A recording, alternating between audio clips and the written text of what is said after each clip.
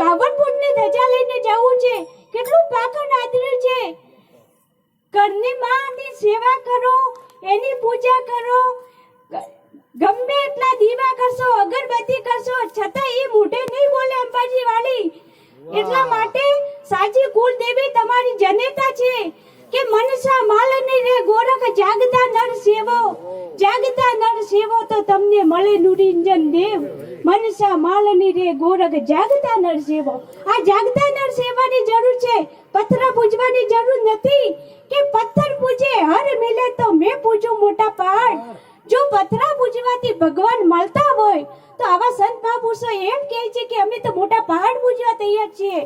એટલા માટે જાગો અને આવી અંધશ્રદ્ધાથી મુક્ત થાઓ, ભૂવા ભૂપાળાથી મુક્ત થાઓ. પણ એક વાત કહેવાની છે કે પ્રથમ તો વ્યસન મુક્ત થાજો. પ્રથમ તો મહાપુરુષોને પણ મારી એક વાત કહેવાની છે, વિનંતી કરીને કહું છું કે આપણે આ ગાદી ઉપર બેઠા છો અને બીડી પીતા હો તો આપણને કેટલી લાજ આવે. મહાપુરુષોને વિનંતી કરીને કહું છું, મારું ખોટું લાગે તો તમને શિરમાન છો, મારી ભૂલ હોય તો કહેજો, પણ આ ગાદી ઉપર બેસી 6 નિયમનું પાલન કરો. મહાપુરુષોને એટલી મારી અરજ છે અને એટલી મારી વિનંતી સાંભળજો.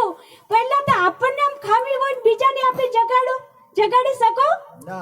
માટે આપણે ગુરુ બનીએ તો ખરી આપણે પહેલા ખરી નિયમ પાળવા પડે, તો જ આપી જગતને જગાડી શકો.